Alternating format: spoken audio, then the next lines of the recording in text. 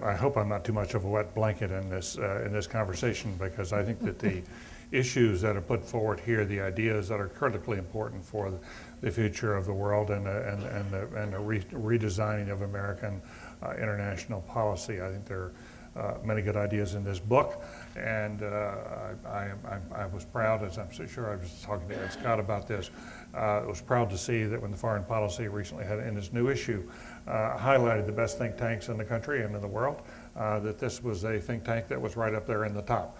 And I think that there's a reason for that, and that is because they are creating and setting forth good ideas, important ideas about the way the world should go.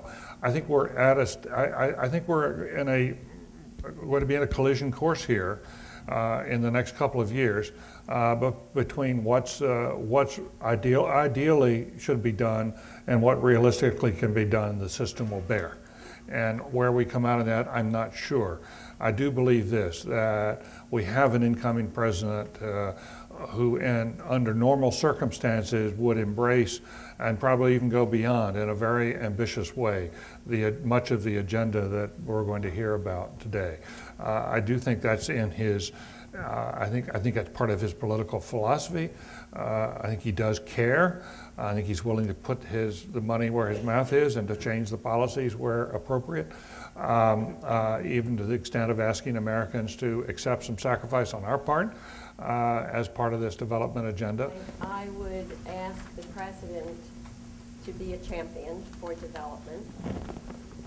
Going to the three-legged stool, I would ask him to ensure that in the foreign policy work of his administration and beyond the foreign policy work, that the development leg take equal space alongside defense and diplomacy. It does seem to me what we know about the Obama administration and what we know about him personally is he's extremely strategic. This is a man who thinks long term. He is not tactical. That's my point. Yeah, and I think so given that, that's why he can be a champion for development. That's exactly right. And I do believe that you can do it in such a way as that you sequence in things, that you set your goals. Here's where we're going. Here's what we're committed to doing. Now the question is how we're going to get there. And as we start to come out of this storm, then we can start to impose some of these things, but get them done now and get an agreement now. That I totally agree. Don't expect instant results, right? But now is the time to start pushing against the expected swinging door. Exactly.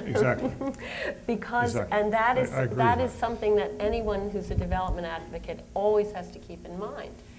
It's about leadership, right? Because the immediate short-term political interests may often resist what is in our collective long-term interest. Right. So we need that's why I want the next president to be a champion for development, because it's the president who carries the legacy in his head, we hope, about the long-term security and prosperity of the American people. Mr. President, it's not just about foreign aid. So it's not just about money, which may be in short supply, or shorter supply than we might have hoped. It is also about using all the tools that the U.S. has on behalf of American people for their security, to reflect their values, but all the tools, not just foreign aid, but trade as a development policy, how to deal with climate change, how to deal with how to maximize the development benefits of bringing the private sector to Africa, how to think in general across the board about the relevance of development in making Americans themselves more prosperous and living in a more stable global system.